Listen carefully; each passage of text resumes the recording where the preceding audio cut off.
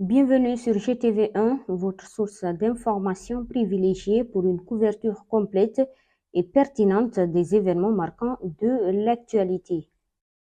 Parlons aujourd'hui de la transition guinéenne qui s'apprête à piétiner la date butoir du 31 décembre 2024. À quelques jours de la fin officielle de la transition, le Comité national du Rassemblement pour le développement CNRD ne semble pas prêt à plier ses bagages.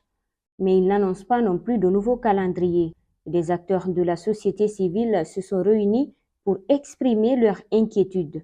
La Guinée est-elle dans l'angle mort diplomatique de la communauté économique des États de l'Afrique de l'Ouest, CEDEAO, alors que Conakry est suspendu des instances de l'organisation sous-régionale depuis le coup d'État militaire de septembre 2021. Le 66e sommet ordinaire de l'organisation sous-régionale semble s'être concentré uniquement sur le Mali, le Burkina Faso et le Niger, trois juntes dont les investitures sont, pour deux d'entre elles, plus récentes que la Guinée. De surcroît, les trois pays de l'Alliance des États du Sahel, AES, invoquent de leur côté l'insécurité liée à la menace terroriste pour justifier des révisions régulières de leur calendrier. La situation de la Guinée serait-elle un flou artistique? En tout cas, le porte-parole du gouvernement Ousmane Gawal Diallo a récemment déclaré à africaguinée.com que la Guinée se trouvait dans, selon lui, une phase mentionnée dans l'article 2 de notre charte de la transition, celle de la refondation de l'État. Une déclaration interprétée par les observateurs comme étant une annonce de prolongation de la transition au-delà de 2024, sans précision sur le calendrier électoral.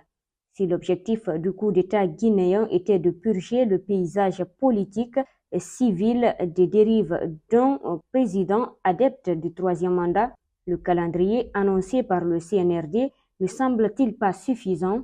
Les dirigeants de la junte s'étaient pourtant engagés auprès de la CEDEAO à remettre le pouvoir après environ 40 mois, soit au plus tard le 31 décembre 2024. Une date à laquelle les observateurs croient de moins en moins, d'autant que le président de la transition, le général Mamadi Doumbouya, a annoncé dans un discours que la transition se terminerait après un référendum pour valider une nouvelle constitution. Les partis d'opposition, bien que de plus en plus lassés par le flou entourant la transition, restent sur leur garde. Certes, il manque de levier pour agir, mais certains ont déjà annoncé qu'ils ne reconnaîtraient plus la légitimité du régime après décembre 2024. Des militants de certains d'entre eux demandent même à leurs leaders politiques d'exercer une pression ferme sur la junte pour éviter l'enlisement.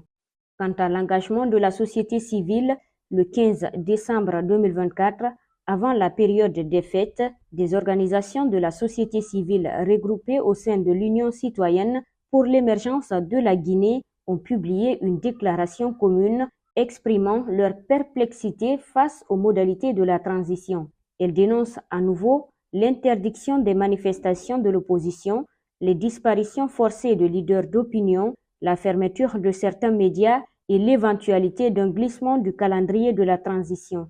Consciente qu'il est désormais illusoire d'exiger le respect de la date butoir du 31 décembre 2024, les organisations signataires demandent au régime militaire d'organiser un nouveau dialogue politique inclusif et sincère. Elle rappelle au président Mamadi Doumbouya ses engagements. À votre prise de pouvoir, vous avez pris des engagements forts. Nous vous invitons à rester sur cette voie car cela y va de votre crédibilité et d'une fin paisible de la transition. Dans le même temps, les cadres du RPG Arc-en-Ciel emprisonnés depuis plusieurs mois ont été déclarés coupables de détournement de fonds publics et condamnés à de lourdes peines. Des condamnations mal vues par la société à seulement quelques semaines de la fin de la transition prévue par la CEDEAO. Cette situation aggrave encore plus les tensions politiques à l'approche de la date limite de la transition.